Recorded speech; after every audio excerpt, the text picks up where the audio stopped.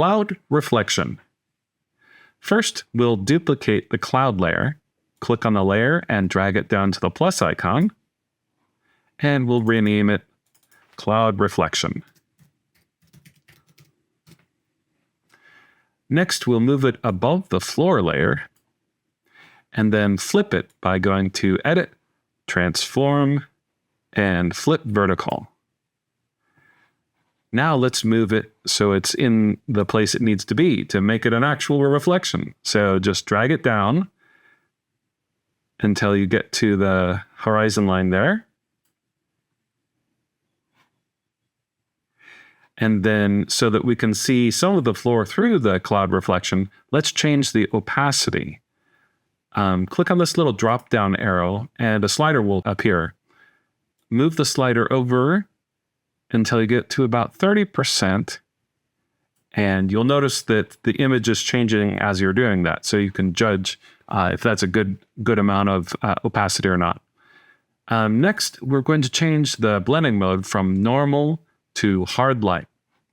We'll talk about blending modes later, but for right now, just know that the different blending modes allow pixels on one layer to affect the pixels on the layer below them in different ways. With those two layers good to go, let's make sure that they don't accidentally move around.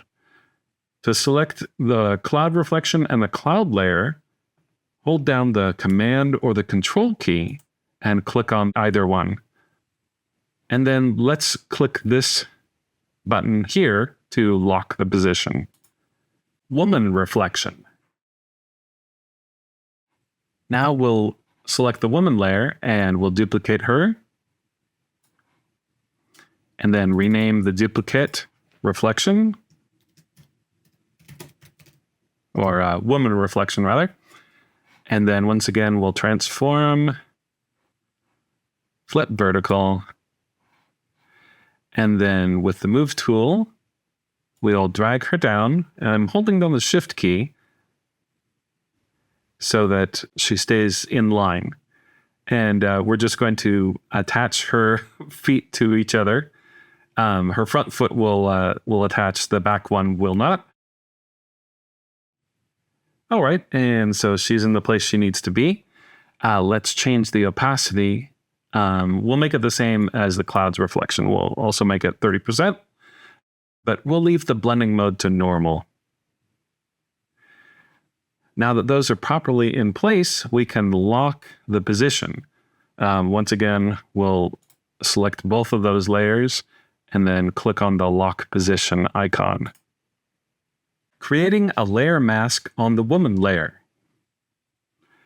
So first we will select the woman layer, and then we will control on the PC or command click on the frame layer. This will select the pixels of the frame layer. Now we're only concerned about masking her foot right here. So we'll do that by drawing an intersection of two selections. So I'm going to choose the rectangular marquee tool, and then with the Shift and Alt or Shift and Option on the Mac keys, and you'll notice there's an X in the bottom corner of the mouse pointer to show that we're making an intersection.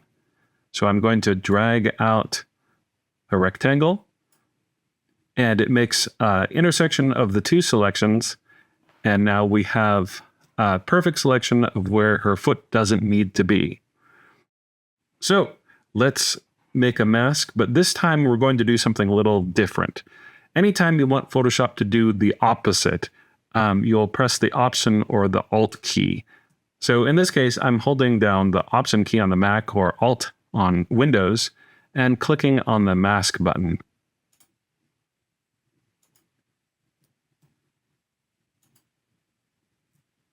And there we go.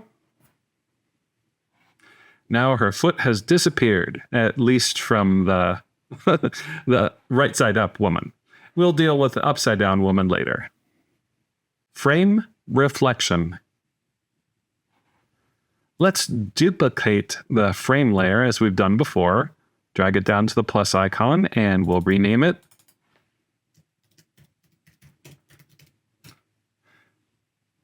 Now let's flip it vertically. And then with the move tool, we'll just drag it and move it down. Now we want both of these edges to line up. So we need to do a little bit more transforming to get that to happen. In this case, we're going to use a special transform mode. So we'll go to Edit, Transform, and Skew.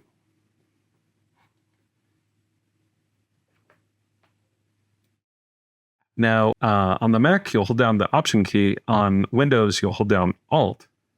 And you'll click on this square here to move that side up.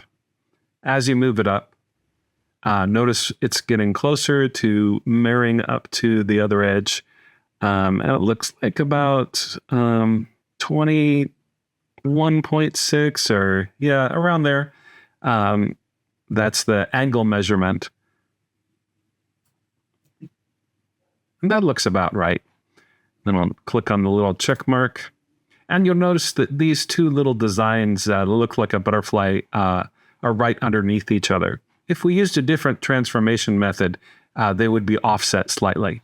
So this gives us the result we need with the skew command. Now that that's in position, we'll change the opacity to 30%. Creating a layer mask on the woman reflection layer. This will feel like a little bit of deja vu.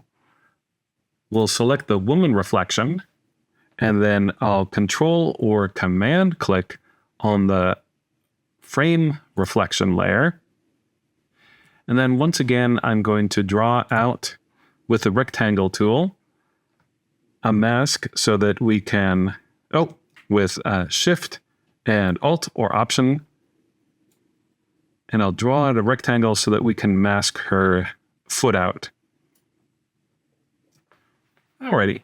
And then once again, we want the opposite of what a mask usually does. So I'm holding down the Alt or Option key and pressing on the mask button. And her back foot has now disappeared from the reflection as well.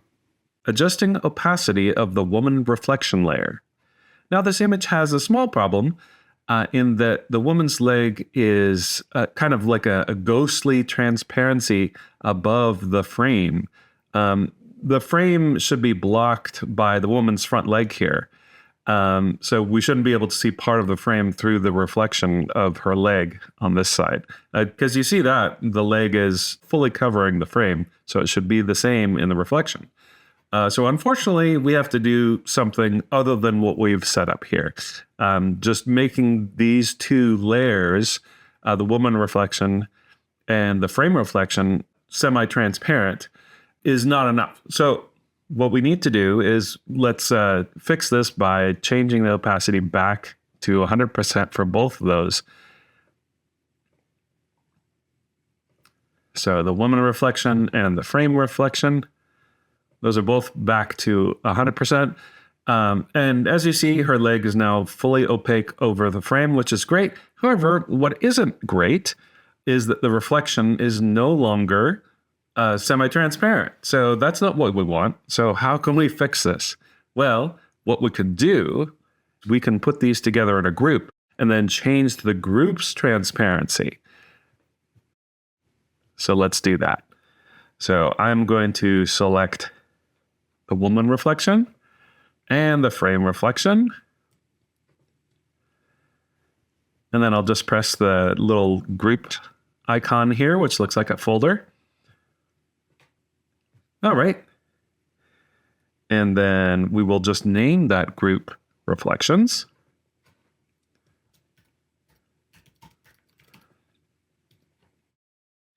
All right. And then you notice we still have these same controls here. So we can just change the opacity of this group to 30%.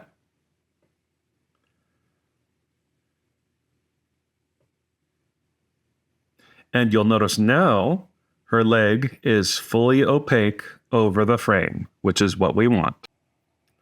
And then we'll drag this group reflections below the frame layer. applying a gradient layer mask to a group. So let's put the finishing touches on this. So this reflection is looking good, but it would look even nicer if we could have it kind of fade out as it gets further away from the image at the top. The way we could do this is by adding a mask, and then, as you know, white reveals and black conceals. So what we'd like to do is have some kind of gradient in the mask on the reflections layer, so that it kind of gradually fades out, but doesn't become completely transparent at the bottom. So let's do that. First thing we need to do is I'm just going to press D on my keyboard to set the default colors for these foreground and background colors. And then since we don't want it to be fully transparent at the bottom, let's click on this and open up the color picker. And then we will just, color doesn't really matter. So we're really looking at this number. So our brightness should be a little bit higher than 0. So like 25. And that gives us just a kind of dark gray, which will be perfect. And then we'll hit OK. And then let's change to the gradient tool. And let's pick a special preset from here. In the basics group, this first preset is always going to be your foreground to background color. You also have foreground to transparent and black to white. Those are all pretty handy in usual cases. So this is the one we'll use today. All right. So since we want this to be fading out going to the bottom, obviously we want it white at the top and darker gray down towards the bottom. So we'll start from the top, and you just can click anywhere near the top. And then if you want it to be 90 degrees, instead of, fading out at an angle, you can hold down the shift key and then just drag it down to the bottom. And then as you notice, we have a little bit of gradient in the mask. So that's how you get that effect.